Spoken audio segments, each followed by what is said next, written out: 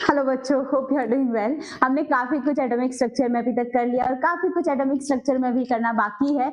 हम अभी पढ़ रहे थे bore atomic model. Bore atomic model का मतलब है कि हमने बोर की जो प्रोसेस है उसने कैसे सोचा कि एटम कैसे हो सकता है, उसमें इलेक्ट्रॉन्स कैसे हो सकते हैं, उसमें प्रोटॉन कैसे हो सकते हैं, उन सब के बारे में देख लिया। और फिर उसने कहा कि भाई ठीक है, अब तो समझ में आ गया है। तो उसके बाद उसने कुछ चीजें बताई कि आप मेरे मॉडल की हेल्प से ये रेडियस या किसकी रेडियस, एटम की रेडियस भी निकाल सकते हो, जिसका भी फॉर्मूला हमने देखा है। अगर मैं फॉर्मूले की बात करूं तो हमारे पास फॉर्मूला था R इक्वल्स टू, अगर हमारे फॉर्मूले की बात करनी पड़े तो हमारे पास फॉर्मूला था R equals to 52.9 n square divided by Z, जो कि आया था पिकोमीटर में, राइट। ये फॉर्मूला था हमारे पास में बोर मॉडल का, मतलब बोर की रेडियस का, और उसको हमने एंगस्ट्रॉन में भी लिखा था 0.529 n square divided by Z angstrom. ये एंगस्ट्रॉन भी मीटर की ही एक यूनिट है और पिकोमीटर भी एक मीटर की यूनिट है। मीटर मतलब लेंथ बता रहा है वो, राइट।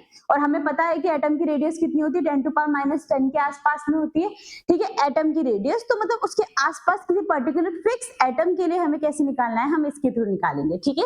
तो हमारे पास में है 0.529 equals to n square divided by z, ठीक है। ये रेडियस आई थी हमारे पास में। अगर मैं इस r को, अगर मैं मानू, लेट अज्यूम कर लेते, लेट 4, क्योंकि हम हाइड्रोजन, देखो बोर एटम है ना, वो सबसे पहले हाइड्रोजन की ही बात करता था, तो हम हाइड्रोजन एटम के लिए ही निकालेंगे मोस्टली। और अगर हम हाइड्रोजन एटम के लिए निकालेंगे मोस्टली, तो हाइड्रोजन n कितना होना चाहिए, Z, मतलब हाइड्रोजन एटम के लिए होना चाहिए n भी ग्राउंडेड स्टेट, ठीक है।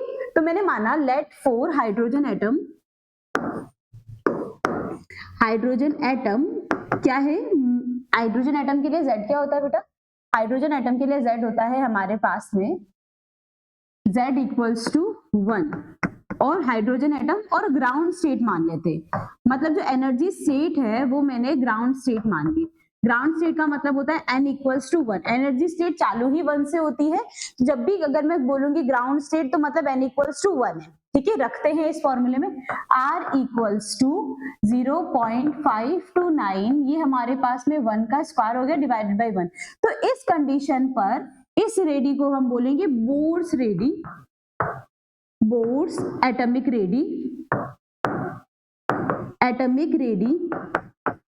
और इसको किससे डिनोट करेंगे, इसको डिनोट करेंगे ए नोट, कभी कभी आपको आर नोट भी मिल जाता है, बोथ आर करेक्ट, ठीक है। तो इसको हम नोट डिनोट करेंगे ए नोट से, आर नोट से। क्यों बोर एटॉमिक रेडी बोला, क्योंकि ये बोर ने मोस्टली जो बात करी थी वो हाइड्रोजन एटम के लिए बात करी थी। तो मैंने मान लिया कि भाई हाइड्रोजन एटम में ग्राउंड स्टेट 1 है, तो क्या हो जाएगा, जो रेडी आएगी वो बोर एटॉमिक रेडी है। इस चीज को सब्स्टिट्यूट करो यहाँ पे आर में, हमारे पास में आर आ जाएगा। अगर मैं सब्स्टिट्यूट करूं तो हमारे पास में आर आ जाएगा, ये क्या, ए नोट या आर नोट, आर नोट रख देते, आर के साथ में आर नोट सही लग रहा है, N square divided by Z. ये हमारे पास में एक और फॉर्मूला हो जाता है रेडियस का, फॉर्मूला नंबर 2। मतलब हमारे पास में दो इंपॉर्टेंट फॉर्मूले आ गए हैं रेडियस के, 1 2 3 वो पिकोमीटर में है, ये एंगस्ट्रॉन में है, और ये भी एंगस्ट्रॉन में है। बट हमारे पास में यहाँ पे जो आर नोट है वो बोर एटॉमिक रेडी है। ये हम कब यूज करेंगे, जब हमारे पास में कंपैरिजन के क्वेश्चन आए। किसके क्वेश्चन, कंपैरिजन के, कंपैरिजन के क्वेश्चन होंगे, तब हम इस फॉर्मूले को यूज करेंगे, ये हमारे लिए इंपॉर्टेंट होगा। अदरवाइज हमें जब भी डिजिट में निकालना है answer, then we have to use that one, ठीक है। आई होप रेडी वाला क्वेश्चन या कॉन्सेप्ट आपको क्वेरी बहुत अच्छे से क्लियर होगा। अब बात करते हैं radii of second Bohr orbit in term of Bohr radius. In term of Bohr radius मतलब आर नोट के फॉर्म में निकालनी है, ए नोट दिया हुआ है, चलो, इन लिथियम प्लस 2। देखो सेकंड बोर ऑर्बिट है, सेकंड बोर ऑर्बिट का मतलब क्या दिया हुआ है, n इक्वल्स टू 2 दिया हुआ है, और z इक्वल्स टू कितना दिया हुआ है, z इक्वल्स टू अपने को दिया हुआ है क्या होता है, हाइड्रोजन हीलियम लिथियम, z अपने को 3 दिया हुआ है, ठीक है। अब इस क्वेश्चन की बात करें तो तुम्हारा जेई मेंस का क्वेश्चन है ये। अगर हम अप्रोच लगाना चाहें क्वेश्चन को तो काफी इजी हो जाता है। जेई मेंस 2017 का क्वेश्चन है, आई होप, ठीक है। Let me check what is the year, JEE mains 2017, या ठीक है 2017 का क्वेश्चन है ये, 2017 का कर सकते हैं। देखो radii of second Bohr orbit n equals to 2 दे रखा है in term of Bohr atomic radii, मतलब r को r नोड में, a नोड दिया हुआ है r नोड दोनों बात एक है, इसमें निकालना है मुझे। ये हो गया n², ये हो गया z एंगस्ट्रोम। ठीक है, कैसे निकालेंगे? देखो R है, R को R नोड ही रखो, R नोड को R नोड 0.529 नहीं रखना है क्योंकि ये खुद बोल रहा है कि मुझे बोर रेडी में दो आंसर। ठीक है, और n की जगह क्या रखूंगी मैं? n की जगह रख दूंगी 2, तो 2 का स्क्वायर, z कितना है? z अपने पास में 3 है, तो r की वैल्यू आ गई मेरे पास में 4r नोट डिवाइडेड बाई 3। ये हमारा फाइनल आंसर हो गया। अगर r नोट की वैल्यू दी जाएगी तो हम यहाँ पे रख देंगे 4 इंटू 0.529 डिवाइडेड बाई 3, आंसर होगा हमारा एंगस्ट्रोम में। ठीक है, बट उसमें मांगा नहीं है तो हम नहीं लेंगे, क्वेश्चन में नहीं मांगा था तो नहीं लेना चाहिए, इसलिए हम नहीं लेंगे। ठीक है, तो ये हमारा हो गया फाइनल आंसर। आई होप यहाँ तक आप सबको क्लियर है। एक बार देख लो इसको कि कैसे हो रहा है, क्या सॉल्व किया है मैंने। ठीक है, अब बात करते चलो रेडियस तक, तो ठीक है, रेडियस के अलावा क्या कि भाई ठीक है आपने मेरे को बता दिया कि इलेक्ट्रॉन किसी न्यूक्लियस से कितना दूर है, और क्या कि भाई इलेक्ट्रॉन किस वेलोसिटी से जा रहा है, ये भी अगर मुझे पता चल जाए तो मेरे लिए तो सब चीजें इजी हो जाएगी। मतलब ऐसे अगर एक चीज के बाद एक चीज ढूंढेंगे तो बहुत इजी हो जाएगी ना चीजें। तो उसके बाद अब देखते हैं velocity. Velocity, derivation of velocity of electron in the Bohr's orbit. Velocity निकालते हैं। वेलोसिटी कैसे निकालते हैं? देखो हमें एक फॉर्मूला पता है m, फॉर्मूला क्या पता है हमें? mvr equals to nh upon 2 pi. इस NH को थोड़ा सही लिखते हैं ताकि डिफरेंशिएट कर पाए। MVR equals to NH upon 2 pi, ये formula right, NH upon 2 pi. अब देखो R मेरे पास है, मास तो मुझे पता ही है इलेक्ट्रॉन का, राइट, और H 2 पाई सब है मेरे पास में, तो वेलोसिटी निकल जाएगी। वेलोसिटी इज इक्वल्स टू रखो NH अपॉन 2 पाई mr। क्या ये फॉर्मूला हो सकता है? नहीं। देखो रीजन क्या है कि यहाँ पे बहुत सारी चीजें हैं जिनकी वैल्यू हमें अभी तक पता नहीं है, राइट। जैसे रेडियस तो निकालनी पड़ेगी। रेडियस निकालने का फॉर्मूला आता है हमें? हाँ, रेडियस निकालने का फॉर्मूला आता है हमें। r equals to velocity equals to NH 2 pi. चलो रेडियस का फॉर्मूला लिखो पहले। रेडियस इज इक्वल्स टू, क्या होता है रेडियस का formula? n square h square 4 pi square m kz e square. ये फॉर्मूला होता है रेडियस का, हमने कर चुके हैं। इक्वेशन नंबर 2 इसको दे दो, इक्वेशन नंबर 1 इसको दे दो। ठीक है, अगर अब मैं क्या रखूं? इक्वेशन नंबर 1 में इक्वेशन नंबर 2 रख दूं by putting equation 2 in equation 1। देखो क्या होगा, रखो वैल्यू, हमारे पास में आएगा velocity is equal to NH divided by 2 pi dot 2 pi और m भी है हमारे पास में, डॉट वो वैल्यू रखो n square h square dot 4 pi square m kz e square रख दिया। ठीक है, देखो n से n काट दो, h से h काट, ठीक है, 2 से ये 2 बार कट गया, पाई से ये 1 पाई कट गया, ये m से m कट गया, क्या बचा मेरे पास में ऊपर? 2 पाई k z e square divided by NH। और इनमें से किसकी वैल्यू हमें नहीं आती है? हमें तो सबकी वैल्यू आती है। बस ये और ये हमें अगर आप ऑर्बिट में या क्वेश्चन में दे दो, z और n आप हमें ऑर्बिट या क्वेश्चन में दे दो तो हम आराम से निकाल सकते हैं। हमें सबकी वैल्यू आती है। जैसे k की वैल्यू वापस लिख लेते हैं, कोई इश्यू नहीं। k की वैल्यू होती है हमारे पास में 9 इंटू 10 टू पावर 9, ठीक है, और e की वैल्यू होती है charge of electron 1.6 into 10 to power minus 19 coulomb, और h अपने पास में होता है प्लांक कांस्टेंट, जिसकी वैल्यू होती है, प्लांक कांस्टेंट की वैल्यू हमारे पास में है value 6.626 into 10 to power minus 34 joule second. ठीक है, और क्या दिया हुआ है? मास है नहीं, k की वैल्यू हो गई, e की वैल्यू हो गई, h की वैल्यू हो गई, बस रखो। इससे आपके पास में मैं सॉल्व करके दे देती हूँ। इससे आपके पास में एक वैल्यू आएगी वेलोसिटी की, जो होती है 2.18 इंटू 10 टू पावर 6। ऊपर क्या बचा, z की वैल्यू नहीं पता थी हमें z, नीचे क्या बचा, n की वैल्यू नहीं पता थी n। काफी इंपॉर्टेंट फॉर्मूला है with respective to atomic structure, velocity और वेलोसिटी का relation for the Bohr orbit. ठीक है, अब वही वापस वही चीज करते कि अगर मैं मानूं कि बोर का फर्स्ट ऑर्बिट है, let if this is for hydrogen, ground state of hydrogen, ground state of hydrogen atom, hydrogen atom के लिए है, तो हाइड्रोजन एटम के लिए क्या होता है बेटा, z इक्वल्स टू तो क्या हो जाता है 1 हो जाता है, और n इक्वल्स टू क्या हो जाता है, n इक्वल्स टू भी 1 हो जाता है, ग्राउंड स्टेट है तो। रखो velocity is equals to, velocity किसके बराबर आएगी, देखो z की वैल्यू क्या हो गई 1 हो गई, n की वैल्यू क्या हो गई 1 हो गई, तो वेलोसिटी किसके बराबर आ जाएगी 2.18 into 10 to power 6, 10 to power 6 की वैल्यू हो गई। ये किस में आई है हमारे पास में, ये आंसर है हमारे पास में सेंटीमीटर में। ठीक है, यूनिट नहीं लिखी अपन ने, सेंटीमीटर में आंसर आया हमारे पास में। इस सेंटीमीटर को सॉल्व, मतलब सेंटीमीटर, सॉरी सेंटीमीटर नहीं, रुको, ये आंसर हमारे पास में आया मीटर सेकेंड इनवर्स। ठीक है, वेलोसिटी की क्या यूनिट होती है, मीटर पर सेकेंड, तो मीटर पर सेकेंड में आंसर आया है हमारे पास में, और ये वेलोसिटी क्या आ गई हमारे पास में, मीटर पर सेकेंड। ये हो गया हमारे पास में वेलोसिटी सॉल्व। ठीक है, किसकी आई है ये हाइड्रोजन एटम की आई, तो इसे ही मैं बोर की वेलोसिटी बोल दूं, इसे ही मैं बोर्स वेलोसिटी बोल दूं, जिसको किससे डिनोट कर देंगे हम, जिसको डिनोट कर देंगे हम v नॉट से, v नॉट से। रखो इस चीज को उस फॉर्मूले में रखो, तो हमारे पास में एक नया फॉर्मूला बन जाएगा v equals to v naught z divided by n। इसको हमको किस में यूज करना है, कंपैरिजन में। जैसे रेडियस का था, यूनिट क्या है, यूनिट लिखना बहुत जरूरी है, मीटर पर सेकेंड यूनिट। ठीक है, ये हमारे पास में वेलोसिटी का फॉर्मूला आ गया। ठीक है, यहां तक क्लियर है। आई होप आपको थोड़ा बहुत आइडिया लगा कि वेलोसिटी कैसे निकाली है मैंने। मैं वापस रिपीट कर देती हूँ, मैंने mv r equals to NH upon 2 pi वाला फॉर्मूला लगाया था। थोड़ा सा इसको जूम इन करते हैं। हाँ, मैंने क्या फॉर्मूला लगाया था, mv r equals to NH upon 2 pi, और वेलोसिटी हमने इससे क्या कर दिया, r को इधर भेज दिया, इसको m को इधर भेज दिया, ये आ गई मेरे पास वैल्यू।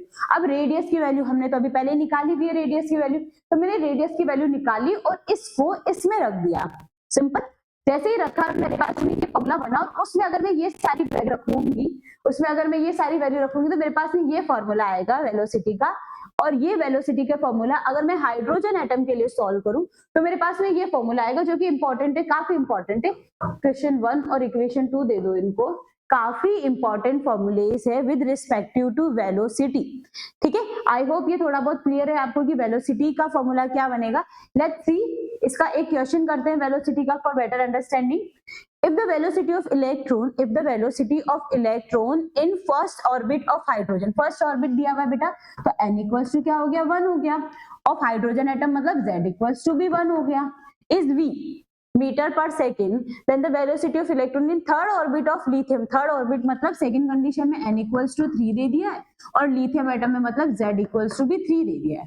ठीक है, वेलोसिटी का फॉर्मूला लगाते हैं v equals to v naught. देखो कंपैरिजन का क्वेश्चन है, कंपैरिजन के, इसमें इतना है तो इसमें कितना होगा, इसमें इतना है तो उसमें उतना कितना होगा, उन सारे कंपैरिजन के क्वेश्चन में हम v नॉट वाले फॉर्मूले लगाएंगे। v नॉट इक्वल्स टू हमारे पास में क्या आया है, z डिवाइडेड बाई n। ठीक है, z कितना है, यहाँ पर फर्स्ट कंडीशन में v equals to v naught, z कितना है 1 है, n कितना है 1 है, तो इससे मेरे पास में v किसके बराबर आ गया, v नॉट के, राइट। और ये कितना दिया हुआ है आपको, वेलोसिटी कितनी दी हुई है, क्या बोला है क्वेश्चन में, वेलोसिटी आपको दी हुई है कि क्वेश्चन में वेलोसिटी है v, इसको इससे लिख रही हूँ मैं, जो क्वेश्चन में दी हुई है वेलोसिटी है ना, ये v के बराबर है, राइट। सेकंड वाला सॉल्व करते हैं, सेकंड वाला वापस वही सीन है, बनाओ v equals to v naught, क्या है अपने पास में, ये z डिवाइडेड बाई n। अगर आप ये देखोगे z डिवाइडेड बाई n, तो आपको पहले ही समझ में आ गया होगा कि ये 3 है और ये भी 3 है, तो v किसके बराबर आ गया, v नोट के, और v नोट किसके बराबर है हमारे पास में, जो दी हुई है वेलोसिटी उसके बराबर, इक्वेशन 1 से। तो इसकी वेलोसिटी मतलब इन दोनों केस में वेलोसिटी बराबर ही है, मतलब जितनी इसकी वेलोसिटी होगी उतनी ही इसकी वेलोसिटी होगी। ठीक है, आई होप ये क्लियर है आपको कि ये कैसे हो रहा है। स्टिल आपको कहीं पे भी डाउट है तो आप प्लीज कमेंट में डालिए कि भाई यहाँ पे नहीं समझ में आया है। ओके, तो ये हो गया हमारे पास में वेलोसिटी का सॉर्ट आउट, जो मीटर पर सेकेंड में आई है। I hope it is clear to everyone. Let's talk about now energy. कि भाई अब एनर्जी कितनी होगी, वेलोसिटी तो समझ में आ गई, एनर्जी कैसे निकालेंगे किसी चीज की। तो अगर मुझे एनर्जी की बात करनी पड़े, एनर्जी के बारे में मुझे एक चीज पता है, एनर्जी क्या होती है, टोटल एनर्जी निकालनी है मुझे। तो टोटल एनर्जी किसके बराबर होती है, टोटल एनर्जी हमारे पास में बराबर होती है potential energy plus kinetic energy. सही है, potential energy plus kinetic energy. अब पोटेंशियल एनर्जी किसके बराबर होती है भाई, जितना फोर्स लगाओगे आप उसको, उसकी पोटेंशियल एनर्जी को हिलाने के लिए, मैं कोई सिस्टम है ये अपनी नॉर्मल कंडीशन पे सेट हो गई, इसको मैं जितना फोर्स दूंगी कितना देना पड़ेगा भाई, जिसकी जितनी इसकी पोटेंशियल एनर्जी और उसको मेरे को इसको हिलाने में जो एनर्जी देनी पड़ेगी वो पोटेंशियल एनर्जी जितनी देनी पड़ेगी। और कितना फोर्स देना पड़ता है, फोर्स हमें पता है, फोर्स ऑफ अट्रैक्शन का हमने देखा था, कितना देखा था, कूलम्बिक फोर्स। क्या था कूलम्बिक फोर्स, कूलम्बिक फोर्स था हमारे पास में कि Q1 Q2 divided by R, right, यही था कूलम्बिक फोर्स। आपको फोर्स ऑफ अट्रैक्शन देना पड़ रहा है, मतलब उसको आप हिलाने के लिए देना पड़ रहा है, तो नेगेटिव में देना पड़ेगा, इसलिए पोटेंशियल एनर्जी हमारे पास में आ जाती है कि नेगेटिव में ZE² डिवाइडेड बाई R, ये हमारे पास में पोटेंशियल एनर्जी है। ठीक है भाई, पोटेंशियल एनर्जी तो मैम समझ में आ गया, क्लियर है। पोटेंशियल एनर्जी, काइनेटिक एनर्जी क्या करें, काइनेटिक एनर्जी का तो हमें एक फॉर्मूला आता है, kinetic energy is equals to half mv², right, एक फॉर्मूला आता है हमें काइनेटिक एनर्जी का कि हाफ mv², पर वो तो कहीं रिलेट नहीं करा, करेगा रिलेट, रुको, हमने अभी ही जब हम बात कर रहे थे, किसकी बात कर रहे थे हम, लो की रेडियस निकाला था, दोनों कंपैरिजन किया था, दोनों फोर्स को बराबर रखा था, तब हमने एक सेंट्रीफ्यूगल फोर्स की बात करी थी, राइट। यहाँ पे मैंने कूलम्बिक फोर्स से निकाला, तो यहाँ सेंट्रीफ्यूगल फोर्स से नहीं निकाल सकती, हमें पता है सेंट्रीफ्यूगल फोर्स के बारे में बात करूं मैं तो, सेंट्रीफ्यूगल फोर्स की बात करूं मैं तो क्या होता है सेंट्रीफ्यूगल फोर्स, सेंट्रीफ्यूगल फोर्स होता है mv² डिवाइडेड बाय r, उसको हमने किसके बराबर रखा था, kZe² divided by R², right, इसके बराबर रखा था हमने। तो सेंट्रीफ्यूगल फोर्स को इसके बराबर रखते, चलो क्या हो जाएगा, काइनेटिक एनर्जी, देखो mv² है, यहाँ पे भी mv² है, तो क्या करूं, इसको उसमें चेंज करना है, मतलब यहाँ से मैं mv² की वैल्यू निकाल सकती हूँ, mv² is equals to kZe², r से r काट देते ही, kZe² divided by r, right, ये हो गया हमारे पास में mv² की वैल्यू। तो काइनेटिक एनर्जी की वैल्यू हमारे पास में यहां से आ गई है हाफ, ये तो हाफ तो था, और mv² की क्या value, kZe² divided by r, मतलब काइनेटिक एनर्जी को अगर मुझे इजीली लिखना पड़े तो kZe² डिवाइडेड बाई 2r, ये हमारे पास में काइनेटिक एनर्जी की वैल्यू आ गई। इक्वेशन इसको 1 दे देते हैं, इक्वेशन इसको 2 दे देते हैं, तो टोटल एनर्जी किसके बराबर होगी भाई, काइनेटिक एनर्जी आ गई, पोटेंशियल एनर्जी आ गई, तो टोटल एनर्जी निकल जाएगी, total energy is equals to, kinetic energy तुम्हारे पास में है, पोटेंशियल एनर्जी तुम्हारे पास में, तुम टोटल एनर्जी निकाल लोगे, हाँ भाई बस ये भी तो करना है दोनों को, टोटल एनर्जी हो जाएगी, काइनेटिक एनर्जी कितनी है अपने पास में, kZe² divided by 2r minus kZe² divided by r। अब क्या करें, अब क्या करें भाई, दिखती सी बात है, एलसीएम लो, और उसको एलसीएम भी नहीं दिमाग लगा सकता, तो मेरे को तो ये दिख रहा है कि भाई ये पूरा है और ये आधा है, और एक पूरे में से आधा जाता है तो कितना बचता है, आधा, और पूरा जो ये है पॉजिटिव में है ये बड़ा है एज कम्पेयर टू दिस, ठीक है, इससे नहीं समझ में आया अपन बहुत इजीली जाएंगे, टोटल एनर्जी एलसीएम ले लेते, क्या लूं एलसीएम, 2r, ठीक है, 2r kZe² माइनस 2 इधर नहीं है ना, तो उधर मल्टीप्लाई होगा, 2 kZe², आया समझ में, आई होप समझ में आ रहा है आपको, कैलकुलेशन आई नो अच्छी चल रही है इसमें, बट स्टिल कहीं पे भी नहीं समझ में आ रहा है, you can directly ask in the comments, okay, कैसे हो रहा है, देखो माइनस में 2 में से 1 गया तो एक बचा, kZe² divided by 2r, right, बन गया, टोटल एनर्जी का हमारे पास पे फॉर्मूला आ गया है, क्या आया है टोटल एनर्जी का फॉर्मूला, टोटल एनर्जी का फॉर्मूला आया है हमारे पास में minus kZe² divided by 2r। अब देखो ये जो रेडियस है तुम्हारे पास में, इसका फॉर्मूला आता है, हाँ भाई मैम अब तो याद ही होना चाहिए कि भाई radius equals to n² h² divided by हमारे पास में kZe²,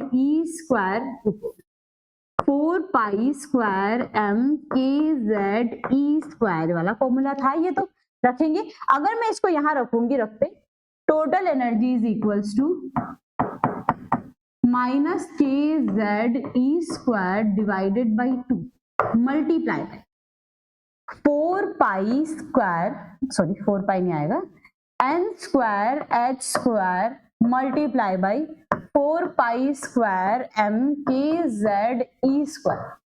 ठीक है, टोटल एनर्जी कितनी आ गई हमारे पास में? टोटल एनर्जी भाई ये तो सब कुछ भी नहीं कट रहा है, यहाँ पे तो कुछ कटता सा नहीं दिख रहा, तो क्या लिखे? -4 और 2 ये कट रहे हैं बस 2 बार 2।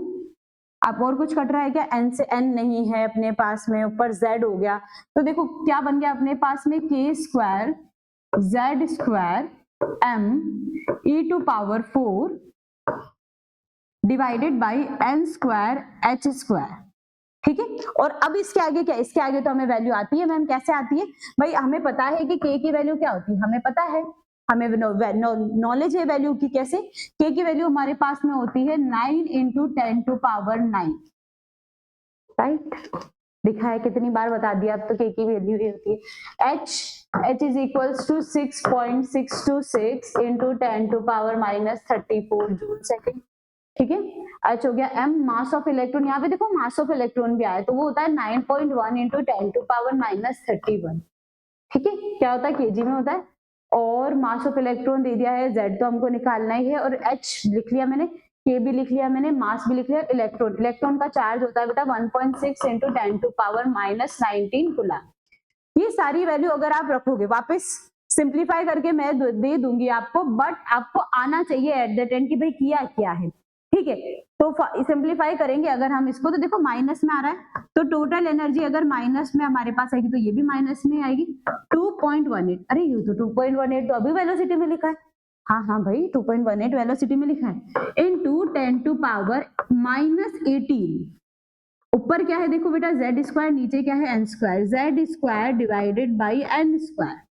ठीक है, ये हमारे पास में फॉर्मूला है, देखो जूल में आएगा ये हमारे पास में आंसर। जूल मतलब एनर्जी की यूनिट होती है जूल, तो जूल में आएगा। अगर किसी एटम के लिए निकालनी है, किसी एक एटम के लिए निकाल रहे हैं, इसमें जूल पर एटम। ठीक है, अब इसको, ये जूल है, एक एनर्जी को हम इलेक्ट्रॉन वोल्ट में भी निकालते। कैसे निकालते? इस वाली पूरी डिजिट को अगर आप डिवाइड कर दो, किससे डिवाइड कर दो? 1.6 इंटू 10 टू पावर -19। देखो कैसे, यहां लिख देते, जूल से इलेक्ट्रॉन वोल्ट में जाना है तो divide by 1.6 into 10 to power -19 coulomb. Electron volt, electron के लिए निकाल रहे हैं, तो इसको अगर मैं 1.6 इंटू 10 टू पावर -19 से डिवाइड करूंगी तो मेरे पास क्या आएगी? टोटल एनर्जी, बहुत इजी है ये वाली ज्यादा इंपॉर्टेंट भी है, 13.6 Z square divided by n square electron volt पर एटम। बहुत इंपॉर्टेंट है, बहुत इंपॉर्टेंट फॉर्मूले हैं ये सारे। ठीक है, सारे फॉर्मूले बहुत इंपॉर्टेंट है कि एनर्जी का फॉर्मूला क्या है, वेलोसिटी का फॉर्मूला क्या है, और रेडियस का फॉर्मूला क्या है। एक बार लास्ट समराइज कर देती हूँ मैं कि एनर्जी का फॉर्मूला, रेडियस का फॉर्मूला क्या। अगर रेडियस की बात करें हम, तो रेडियस का फॉर्मूला आया था हमारे पास में 0.529 into n square divided by Z. ये हमारे पास में रेडियस में आया था एंगस्ट्रॉन के अंदर। ठीक है, वहीं पे वेलोसिटी का आया था हमारे पास में 2.18 into 10 to power 6 z divided by n metre पर सेकेंड। उसके बाद में अभी हमारे पास में एनर्जी का फॉर्मूला है -13.6 multiply by z square divided by n square. ये हमारे पास में आया है इलेक्ट्रॉन वोल्ट में, इलेक्ट्रॉन वोल्ट पर एटम। और इसी का ही भाई एक और देखा है हमने एनर्जी का 2.18, दोनों ही नेगेटिव में है, multiply by 10 to power -18 z square divided by n square joule पर एटम।